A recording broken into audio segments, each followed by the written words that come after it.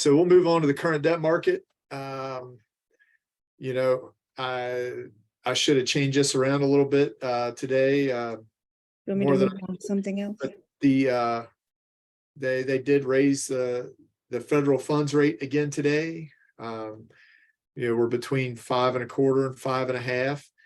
And I don't know if everybody knows this, but it is the highest federal funds rate in 22 years. They said 2021 was the last time it was at this level. So the SOFR rate has pretty much stayed the same over the last month or two. That's a secured overnight financing rate that the banks trade money at. A lot of our bridge lenders, you know, our development lenders and you know, new construction lenders and things, they base a lot of their money that they lend on the SOFR rate. And it'll be anywhere. You'll see them when they write out a quote for a loan, they'll say it'll be anywhere from 5 to, you know, sometimes even 8.5% over SOFR is what they'll lend. They'll lend at, you know, for new construction or bridge debt, things like that. The 10-year Treasury, you know, the federal funds rate is up, you know, and if you're looking and expecting, oh, well, the interest rates are going up everywhere because of, you know, the federal funds rate. Well, we base agency debt, you know, Freddie and Fannie debt. We base that on the 10-year Treasury. You know, we're usually 2 points to 2.5 points over the 10-year Treasury.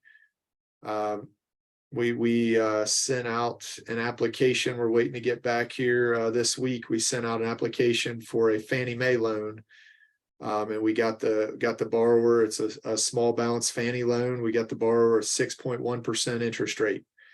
You know, and that's I was impressed when Fannie came back with that rate, but they got a good rate because there was some you know, I guess lower income housing and things involved in the property, which gave them a better rate. So rates are up. What does that mean? You know, that means you know, as people's loans are expiring and they're coming due, you know, their cash flow is going to be gone when the interest rate changes around. They go to adjustable rates.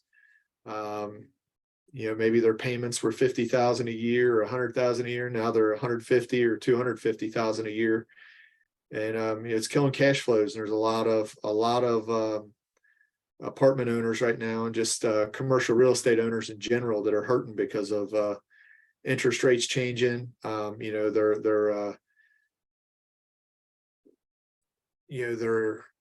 their debt service is going up. You know, their debt payments are going up. You know, in a lot of cases, if they're in Florida and Texas and down on the Gulf, their insurance is going up, and, you know, taxes are everything's going up right now. You know, and rents have kind of slowed. So, you know, it's kind of making a stagnant market. There's a lot of sellers out there, I think, that are kind of waiting, and they're hoping that the rates come back down to where they can get money out of their deals and not lose anything. You know, there's no guarantee of that. You know, the rates are going to come all the way back down to where they were before. You know, maybe they will, maybe they won't. Nobody knows. But right now we're kind of in a hold period as these owners are trying to fight and keep their properties and keep their investors happy, and to where their investors don't lose and they don't lose.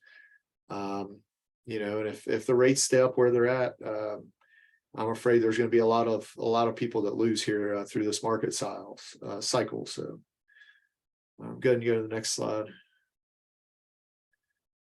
Current rates. These were the rates. This was 7/18 is when this sheet came out. 10-year fixed. We actually got, like I said, this week we turned in an application that was 6.1% on a 10-year fixed, and it was interest only for 10 years. So I was real happy to be able to turn that into somebody. So go ahead and go to